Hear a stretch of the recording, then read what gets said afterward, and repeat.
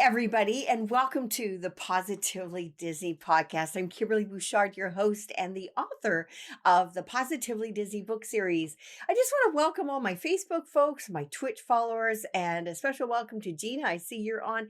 Thank you for joining me tonight. We have got an amazing show in store for you. I also want to thank my sponsor, Michelle McCune, over at Years of Experience.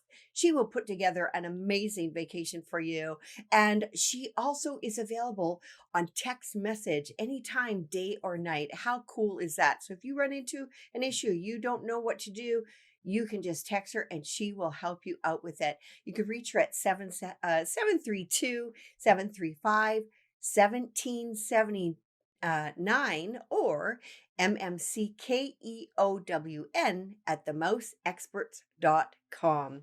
Well, guys, I just can't wait to talk to you about my program tonight because in a very short period of time here, we are going to have one of the original climbers of the Matterhorn attraction in Disneyland, Frank Nosalek. And he was actually known as Otto, one of the climbers, Otto.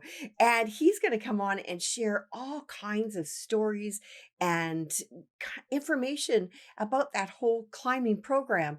And I don't know about you, but the Matterhorn, I've ridden it several times, and it was actually my very first roller coaster ride in my life. And it was the very first roller coaster at Disneyland. Today, when I was checking out a little bit about the Matterhorn, Frank had told me a few days ago about this short film, and it's so fun. It's called Alpine Climbers, and it stars Mickey Mouse, Donald Duck, and Pluto. And Mickey gets himself into all kinds of mischief. Pluto, of course, as well, and Donald Duck. Well, that's a given. But it's I think about 9 minutes. You can see it on YouTube, and it was kind of like the classic cartoons that you would see before a film in the theater back in the day. But I will tell you that there was probably it probably wouldn't be shown for real nowadays, and it's definitely not going to be shown. Well, I shouldn't say definitely, but I can't imagine it being shown on the Disney streaming channel, because Pluto and the rescue Saint Bernard actually get quite inebriated at the end. So I'm thinking that probably would have been censored in our day and age. But that actually came out in 1936. And if you have a chance, take a quick look at it. It's quite neat. So when Walt Disney was traveling, he was very fortunate, after his success or during his success, that he got to travel, and he made his way over to Europe. Switzerland, in particular, was really a place that he adored and loved. He loved the mountains so much that he remembered to grab a postcard to send it off to his Imagineers for something of a future consideration. And I have not been to Switzerland, but I have been to Austria. And the mountains are so different than the North American mountains. I mean, they're far older, they're bigger, and they're just something very, very amazing. So I can understand why Walt was taken by the mountains in Switzerland. So basically, the Matterhorn is fashioned after one of the mountains in Switzerland, and I am not even going to try to pronounce the name. But I wanted to just tell you something. So before I tell you some other little goodies about the Matterhorn, I want to share with you a hot chocolate recipe that my daughter had presented to us. She actually made it. She had actually gone to Switzerland on her last weekend of her study abroad program when she went to study in London. And it's so easy to fly over there, pretty cheap and very easily accessible. So I'm going to give you this recipe, guys. It is the best hot chocolate in the world. So what you want to do is you want to take some Swiss milk chocolate, or you can get Cadbury milk chocolate, and you melt it slowly in warm milk. And I will tell you, it is the creamiest, yummiest stuff you've ever had. So there's my little contribution on Switzerland for you. Just want to welcome, as I said, Gina before, and Todd. And I know Todd is right now in Alani. So Todd, thank you for taking the time out of your from your Alani vacation and joining me. Hello, John Harrison Little also joined. Welcome to the show. So Walt had this big idea about he always had big ideas, of course, about having a toboggan type of ride. Thus, the bobsled ride, the Matterhorn mountain was born, and that first opened in 1959. It was actually the first tubular steel roller coaster in the world. Talk about innovation. That guy was such a visionary and so ahead of his time. In 1978, it first closed for its many refurbishments, and small caves and tunnels were created. And so they had new trains, and the Abominable Snowman was added to it. Well, I don't know if you guys remember, those of you that have made it to Disneyland, but they had sky buckets. I shouldn't say it's sky, but it was buckets in the sky, but it was called the Skyway. It would go from one end of the park to the other, and they actually went through the Matterhorn. That was super cool. It was definitely a precursor to our what we have the Skyliner now in Walt Disney World, but it was super neat. Todd was just saying that he loves the Matterhorn, and they've updated the tracks recently. Yes, they're constantly doing that. I When we were on the Matterhorn in June, holy cow! You have to remember that this is sort of like the a toboggan ride down a mountain. So it's going to be jiggly and move you all about. So if you've got a sore back, guys, you don't want to go on it. Anyways, something I wanted to share with you is there is actually a crate there, and it's an abandoned crate, and it says Wells Expedition, that was put there in 1994 when the not Skyliner, but the Skyway had closed down. They had all these holes they had to patch up in the Matterhorn. So that was actually a nod, a tribute, really, to Frank Wells, who was a very avid mountain climber. And out of the 7 summits in the world, Everest was his last one that he had to go on, and he never made it on that. He passed away that year. So I thought it was really neat how Disney incorporated like real people on that crate. And I was just thinking a little bit about uh, if they put those climbers from the Matterhorn, like if they brought the program back and they brought it to Walt Disney World, do you guys, which mountain do you think would be a good one to bring to Walt Disney World? My thought was at Expedition Everest. I'm not sure if they ever could, but I'm just kind of curious to know what mountain in Walt Disney World would you like to see climbers on if they had the program back? Dina said she remembers the Skyway. She grew up in Southern California. Want to welcome Kelly and Roger to the show as well. Todd, he says that he misses the Skyway, and his grandparents used to get nervous when he'd go when they would go into the Skyway because there was open air. I know they're not like the gondolas at Walt Disney World at all, are they? They were very open. I mean, there was things that Walt had instituted and tried, and some were not as safe as others, and some didn't quite work out. So it constantly evolved, and I can't imagine being in those buckets going across the different places in Florida. I think you'd first of all die of heat exposure. But at any rate, just want to welcome Frank on the show. Thanks, Frank, for joining us, and we will be calling you in a moment. Before we go to Frank, I do have this little announcement that I was so tickled. Frank sent me a number of audio tracks and some fun little tidbits. And I just would like to share one with you now before we go to Frank. Ladies and gentlemen, we direct your attention to high on the icy slopes of the Matterhorn. Our two young mountain climbing experts, Hans and Otto, make ready to ascend the treacherous slopes of the towering peak.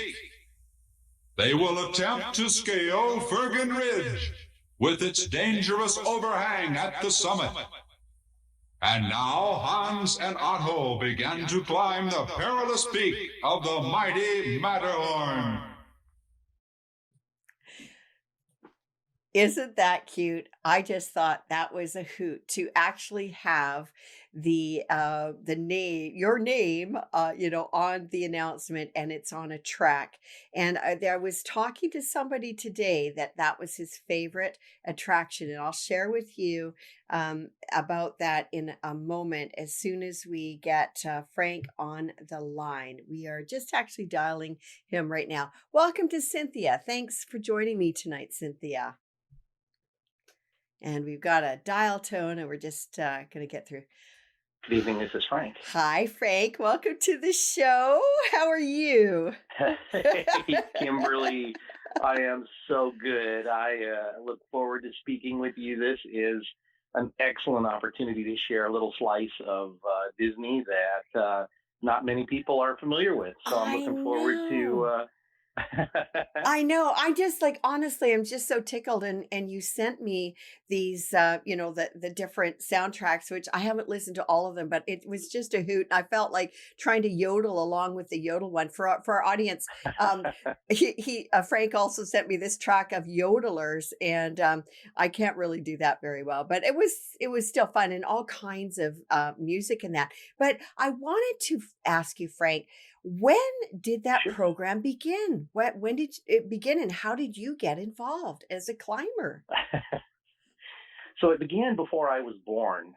The mountain, of course, was completed in the late 50s, Yeah, 1959, just a yeah, few years after the park had opened. And it right. was early in the park's history, but early enough for Walt to have figured out and the investors to have figured out that the park was going to be a success. Mm, So the mountain was built as a result of his love for things alpine. He right. spent quite a bit of time traveling Hmm. in Europe and fell in love with Switzerland and Austria, and especially Switzerland. Ended up filming a feature film there, Third Man on the Mountain.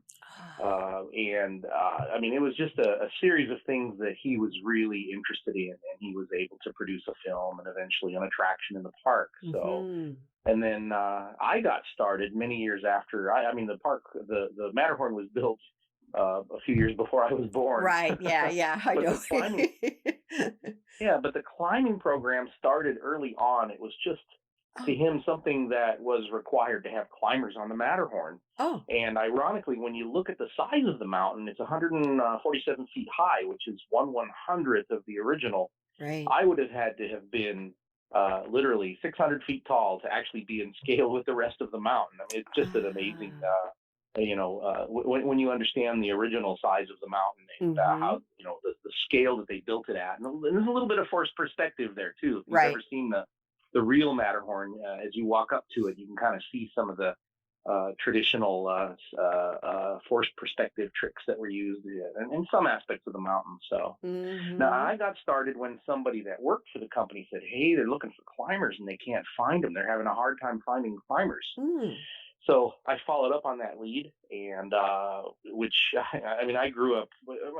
We went to Disneyland as kids with the family. It was the family outing, maybe once every couple of years or so. So I was Hmm. thrilled for the opportunity. So I Yeah. followed up, made some phone calls, and lo and behold, I learned that they were looking for somebody that could work middle of the week during the summer, and I had a career in full swing Mm. and was not available. So they said, "Well, why don't you come on anyways, and you can audition with us, and and then we might be able to keep you in mind for later." So I auditioned, and my audition. I mean, I passed because I was a full time mountaineer, or not full time.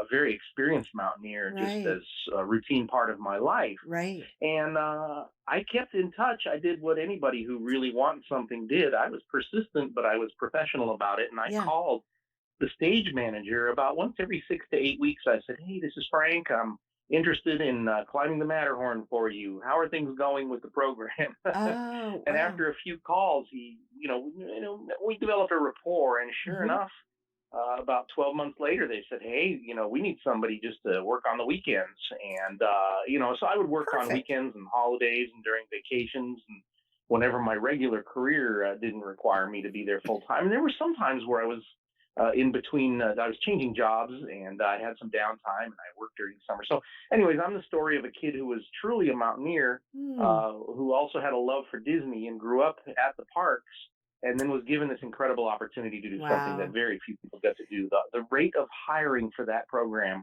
is really low. They are Mm. very selective because you're literally holding people's lives in your hands Right. all the time, day in, Mhm. day out, and you Mhm. have to have a certain degree of professionalism when you're in your audition. They watch for very specific behaviors, and it's not Okay. easy to get into. So the climbers on the Matterhorn are some of the best, and the rate of accidents very, very low, or any Right. kind of incident, I should say, are Right. very, very low because Right. of that So orientation. yeah, and I don't think that a lot of people that even well, I mean, I just found out about the climbers a few years ago because somebody used to always love watching them when he was a little boy, but that they were actually real climbers. Like you didn't just have certain people that said, "Oh, I'll go up there and give it a whirl." Like you had to have Yes. experience. Yeah.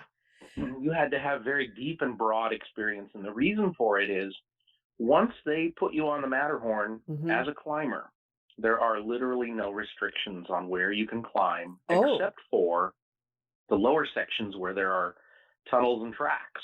And every climber has to have the ability to make decisions so that right. in the event of a fall, where would you end up? Right. So all of the climbers that were hired had the ability to make very good decisions in terms of if I fall, am I going to swing to the left, swing to the right, or am I going to fall straight down? Oh, And wow. wherever I end up, is it going to be a hazard to myself or other people? Right. So you will notice in photos and videos that it is very rare you see climbers down low on the mountain. Mm. There are places that we climbed low on the mountain when the attraction was in operation, but that was Mhm. because we were in places where we knew we were only going to fall straight down if we fell. Oh, And okay. again, just to Oh, underscore the reality of the climbing, we did challenge ourselves. This was our private rock climbing gym. uh, And we did fall. And there were times when the mountain was down for a rehab, yeah, and it would be down for anywhere from 4 to 6 weeks. right? And then there were no restrictions on where we could climb, and Mm. we would explore nooks and crannies. And somewhere I have a photo of us as climbers. We're sitting on the tracks. We've actually tied one of our safety lines to Mhm. one of the roller coaster tracks, and we're climbing a very difficult area on the Wow. mountain that we normally can't touch. Right. So, anyways, just to Oh, give you an that's idea, neat. real climbing, real risks, very Yeah. good safety record. Very few injuries, mostly bumps and bruises, and a few minor cuts. Right. Now, you're talking about climbers. How many of you guys were on the mountain at one time? At one time, it was usually a team of two, Okay. sometimes two teams, but that was rare. If you saw two teams on the mountain at the same time, that was because we were having a lot of fun Oh. and we were doing some extra stuff. And sometimes Okay. we would get together and we would do some Tyrolean traverses, and we would hook up some very sophisticated things that we would do outside in the real world. We would do on the Matterhorn for fun and for show, but for the most part, on any given day, there were four climbers on the mountain, an Wow. A team and a B team. They were climbing about an hour apart. We were offset. Our schedules were offset by an hour, Okay. and yeah, I mean that was typical. Wow. When you That would saw auditions, if you ever saw 6 or 8 people on the mountain, you were probably seeing either a very special photo shoot, which was very rare, or right. you were seeing auditions in progress, which was also very rare. Wow. That I mean, that would keep you in great shape. Now, I'm trying to get this sorted out because I am familiar with climbing on a regular mountain and you set anchors in and so on and so forth. So, what is the mountain made of and did you have anchors set in beforehand or did you guys do that or how did that work? That is a great question, and this will help me clear up some rumors and some stories that are out there. Okay. A lot of Disney fans, even Imagineers, have said things, and I can tell you the absolute answer to this. Okay. The mountain is made of meticulously applied and meticulously hand sculpted concrete. Oh, It's not gunite. People have given it special names.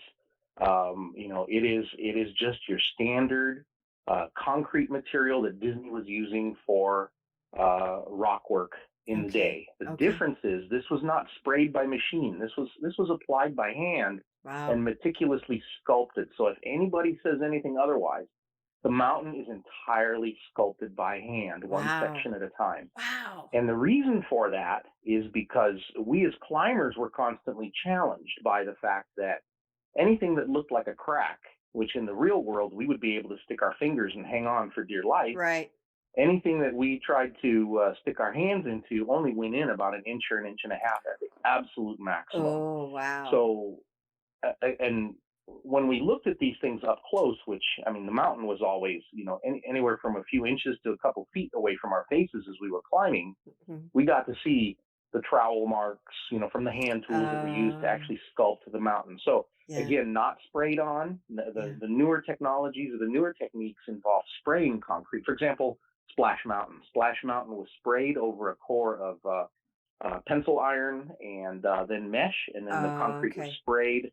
And then they used tools to shape it and to spread it out. They did the same thing with the Matterhorn by hand, Mm. and then sculpted it to ensure that they had cracks and crevices and things that looked good from the ground, but once you got up close, they were, solid and no cracks in real life. Mm. So, So I'm just curious now. I mean, you guys, I don't know. I mean, you had a weekend shift, and there was stuff people doing the weekdays and whatnot.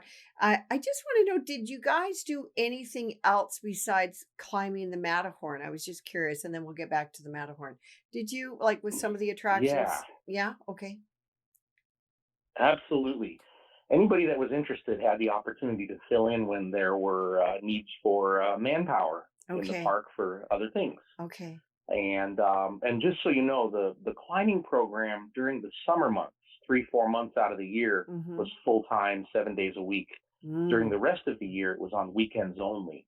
And the Okay. program only ran when there was budget to support the program. So someone had to Ah, have a love for the climbing program and the right. Matterhorn, and B, they had to have the ability to allocate dollars for the maintenance and upkeep because the equipment's very expensive. All the Yeah. professional Right. the footwear, the ropes, the carabiners, the slings, all the safety Mhm. equipment that we used when we set everything up. So is But that yeah, is that why the program it would come and it would go and it would come and go because of a budget reasons? Was that kind of it or usually manpower? budgets, yeah, Okay. and sometimes special events cause the program to come back. For example, anniversaries. Usually the climbing program comes back when the park has a milestone Ah, birthday cool. when they wanted those kinds of things present. Yeah, but Mm. we during our time, my era, we came on board after the Bass brothers brought Michael Eisner and Frank Wells into the Mhm. company, Mhm. and the whole Disney decade and a whole lot of other very forward-thinking and forward-looking initiatives. Mhm.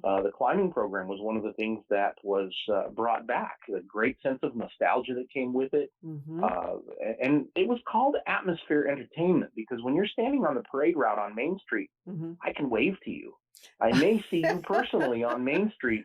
I'm on the top of the Matterhorn, but I can pick individual people out. If you raise a hand and wave at me, Yeah. I might wave at you back. Oh, If you do it two or fun. three times, you would see me echo that wave. And it's amazing how Ah. many times people on the ground said, "Oh my gosh, he can see me Oh.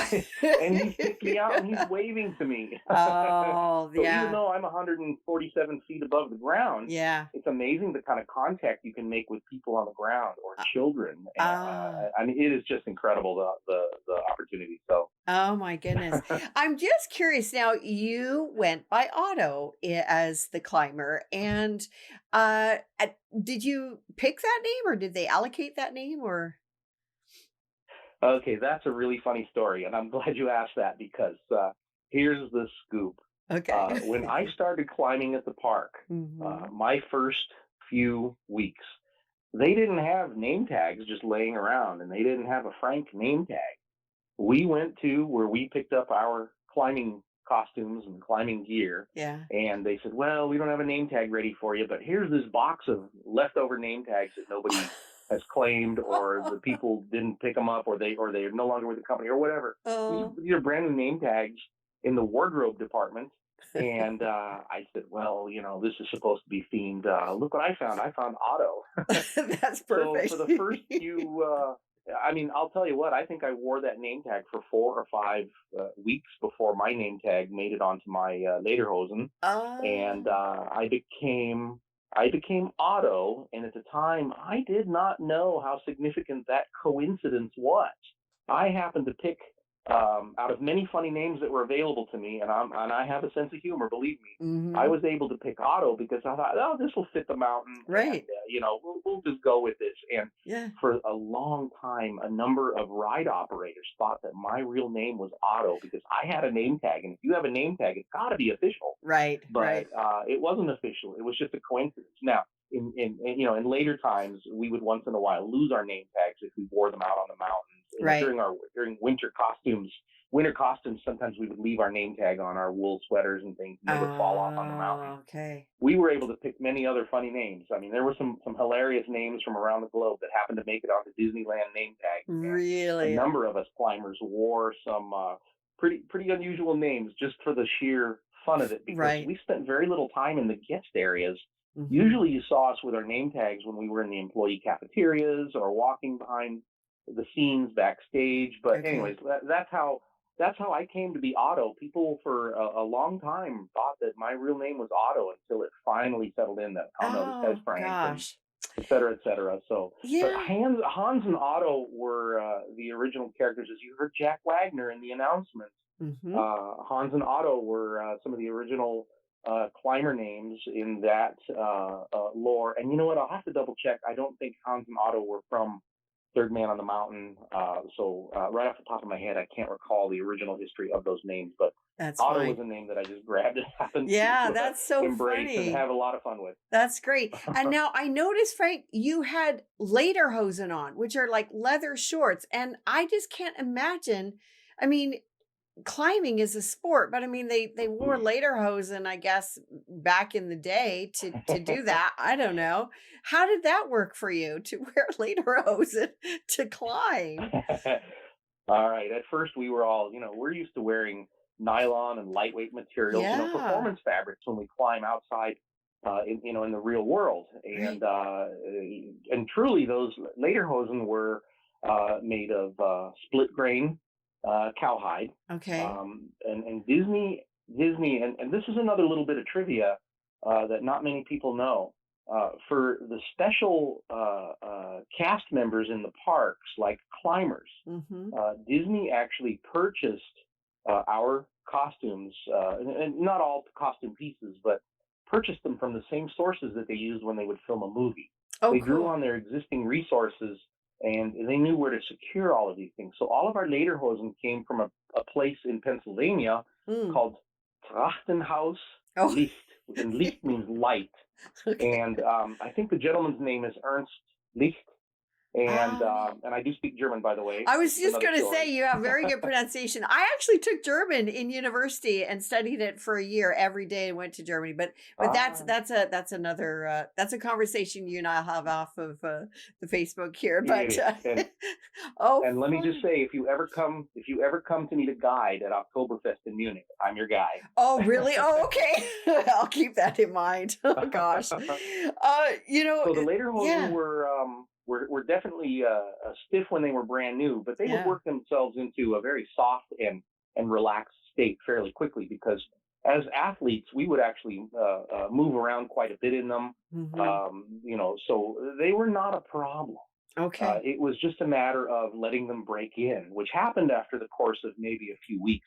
Our real problem was when they got dirty. We wouldn't launder them. You can't launder leather. They would Yeah. disappear for 4 or 6 weeks at a time, and we would have to go find another pair, which they had spares, Okay. but Yeah. they were maintenance intensive, Okay. and that cleaning process brought them back, and they were spick and span, beautiful, clean, a Nice. little stiffer than when we sent them in, but then they would break in really fast. So the answer to the question is they were actually surprisingly comfortable to wear.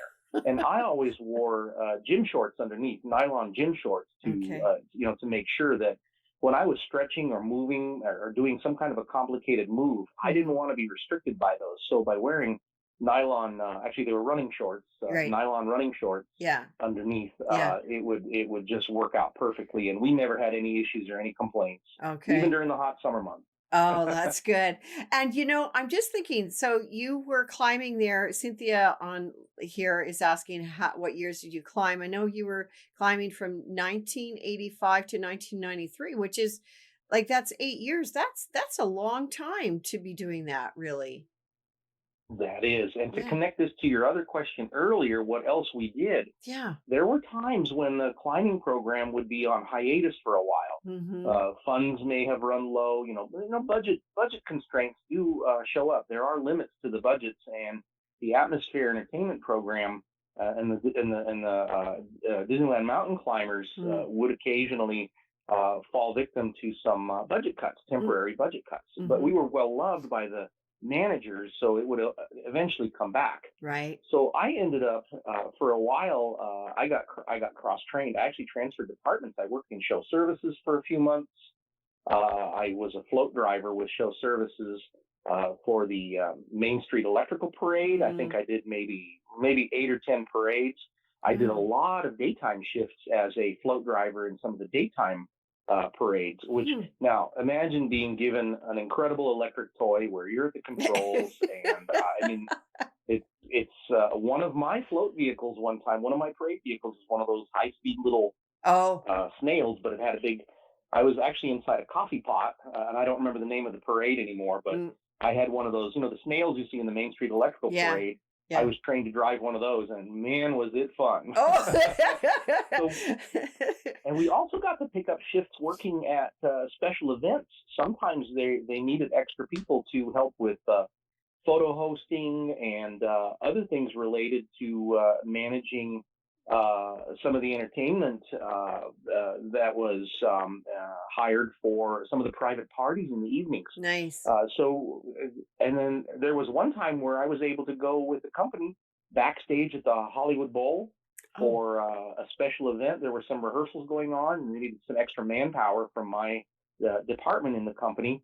And lo and behold, that was the first time I met Richard Sherman. Imagine being oh, backstage, and all of a sudden, here comes Richard Sherman, and I knew who he was right yeah, away. yeah. I That's so also fun. got to work the Phantasmic press party for the grand opening of Phantasmic. Wow. And that night, I was dressed in an amazingly colorful Mardi Gras costume Mhm. with my name tag on. Mhm. And both the Sherman brothers, Richard and Robert Sherman, came Yeah. up to my game booth that I was running, and I Right. recognized them immediately. And I said, "Good evening, Mr. Sherman." And he looked and nodded and smiled. And the things that happen when you work in the company are Mhm. just amazing. And for a Oh, yeah. Matterhorn mountain climber to be able to do those things, if you were willing, Yeah. and the managers and the leads who knew you were willing to come in when they needed help, Yeah. the rewards were amazing. I mean, we're Oh, talking lifelong experiences that you will never forget. right. So yes, I was a Matterhorn mountain climber 98% of the time, but that Okay. other sliver of 2% um, is unbelievable. And the Oh. stories I can tell you. Let me just say, I was behind the controls of a submarine in the submarine lagoon one night when they had a situation where they needed to train some people in case of an emergency, and Oh I my. was one of the people I got to actually. Oh And you my talk about it. I'm goodness. a kid that grew up seeing the submarines, and here I am for one night only. I was Oh. trained, and I got to do 2 laps around the submarine Oh, lagoon. fun. So those who were willing and were available got to do a lot of special side activities Really. and got paid for it and had a Nice. heck of a lot of fun. Yeah, And it's exactly. just incredible. So now I have to ask because I want to go back to the Matterhorn here because I heard that is there a basketball court inside or half basketball or what exactly is that all about? And how did that get in there? Uh-oh. Mm. Yeah. So now here's another opportunity where I can shed some light on some things that are sometimes incorrectly stated, and I have actually heard some Imagineers either not state something because they just personally weren't aware, or in Okay. some cases there's some incorrect information about that Okay. court. So Okay. first of all, the first thing we want to tell everybody is that level of the Matterhorn is about 15 to 20 feet above the highest level of the ride. And that area Oh. became, at a certain point in the construction of the Matterhorn, that entire space above the ride became a workroom. When it reached a certain level of completion, they would put their blueprints up there, and they had plenty of room. And there still to this day is a very large blueprint table up there, Ah, and lighting for blueprints. This is cool. the piece. This is the bit of trivia that not many people know. Having worked there for a long time and talked to Mhm. people, and even just made my own observations, Right. that's what that room was used for. Some Okay. people say they stored materials up there, but you can't store materials on a wooden floor that's only an inch and a half thick. There's a limit to what you can store. Did they Right. store things? Probably, but nothing really heavy. Right. No There's kidding. also an access way in that room to what used to be the Skyway platform in the middle of the Matterhorn. So that area was used for staging. When they had to replace the wire rope, and that's the actual correct term for it, the wire rope that the Skyway was suspended from, Mm. tools and materials and even jigs that were required to remove and replace pieces of the Skyway were Mm. brought up there and then removed. You Mhm. know, Mhm. so the basketball court. Let's be clear. It is not a full size court. Okay.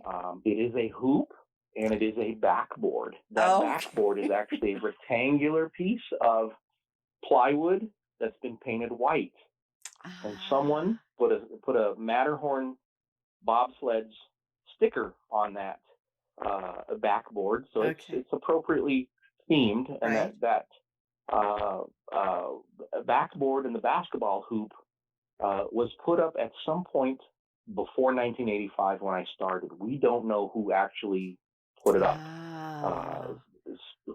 However, at one point in the history of the Matterhorn, while I was working there was a leak, and rainwater would pour in and cause the floor around the basketball court, cause the floor to dry rot. And Oh. the powers that be that Mhm. came in said, Mhm. well, we can't have this dry rot. This is hazardous. Right. These boards will break. Somebody will get hurt. Mhm. We need to stop the basketball playing because obviously the mountain climbers and whoever else is playing basketball here is causing the floor to break. So Mm. the basketball hoop was taken down for a period of about Ah. 6 to 8 months, Oh. but they didn't take it away. They set it aside in a corner of that area, which is Mhm. now used as a break room for the mountain climbers when the climbing program involved. At other Mhm. times, it's just a place where there are some radio transmitters for the parade floats Mhm. and stuff. There's a Mhm. lot of radio equipment in there for the parade. Mm. Mhm. But and here's Yeah. a little known fact: both myself Mhm. and one other climber Yeah. that I worked with, we decided that, you know what, we need our basketball court back. Mhm. So what we did is I went to the hardware store and I bought a few bolts and I Mhm. brought some tools in. Mhm. We reinstalled that basketball court or the basketball backboard and the hoop in the same location it was originally, but we took turns. We alternated turning the wrench, the ratchet wrench that Mhm. we used to put the bolts into the wood. And Mhm. we did that so that not one person could be blamed for putting the basketball hoop Oh. and the backboard back. That's So too funny. that's the only piece of the history of the hoop and the backboard that I can Yeah. personally claim any involvement with. But that's how the backboard and the hoop came to be Very. today. But Yeah. again, it was installed at some point a lot earlier by Right. someone else, and we just don't. I've never heard anybody say, "Hey, this is how it came." We have no Right. idea at this Yeah. point. Someday that might come to light, but Yeah. it's been so many years that it's probably something that may not come to light. But if it does, I'm looking forward to hearing it. But Oh, the current yeah. basketball hoop, two climbers who shared the labor of Mhm. screwing those Installing it. bolts into the Yeah. wood. Yeah. That's We put it great. back. Yeah. And so, Frank, now, are there climbers still that will do special events, or is that absolutely obsolete now? Do you know? Well, here's the thing: nothing is permanent, Okay. and what we're looking at right now is a hiatus in the program. And they have a hard time bringing climbers back for special events because the investment in the equipment is so high. Right. Literally, when you restart the program, you have to retire any equipment that may still be behind. For safety reasons, you have to Oh, replace it okay. all. Oh, And okay. these are very expensive steel locking carabiners, Yes. aluminum alloy Mhm. carabiners. Some of Mhm. them are locking, some of them are not. Mhm. Uh, footwear, special footwear, Yeah. because the climbing is real. This is not simulated. Right, We right. do wear Yeah. real rock climbing shoes there. Yeah. Yeah. So I've never seen the program come back for Yeah. special events Yeah. uh, without also being brought back for some other incarnation where it was Uh, going to be atmosphere entertainment again for people that are on the ground. I would absolutely love for that to come back. It's not like you have to build another attraction. You can just kind of get the program together. I mean, I shouldn't say just, but with some money and some manpower, that would be so fun. When I was mentioning earlier that there is a couple of people, actually a couple of people that really they were very enthralled with the climbers when they were younger. One of the people I'll mention, his name is Jeff Wrights. He actually has the world record for consecutive visits to Disneyland. It's over 7 years and I think like 9 or 10 months now. And Right. he used to watch the climbers and wait for them to finish climbing and talk to them. And another Hmm. fellow, the Mattehorn is his favorite attraction, Mark Silverman. Now, Mark Silverman is the voice actor who voices Rod Serling's voice for Tower of Terror and has done a lot of different voices for Disney and that. And Wow. yeah, I was just talking to him today, and I don't know if he's listening on here right now. Oh, Jeff actually is on here. He just said hello. Hi, Jeff. Welcome to the show. Yeah, I was just talking about it. Gosh.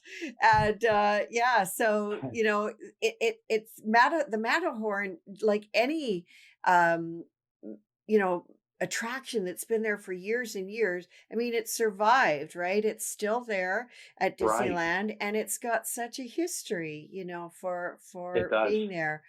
So what Yes. I wanted to ask, and I know you've been just very generous with your time here, but what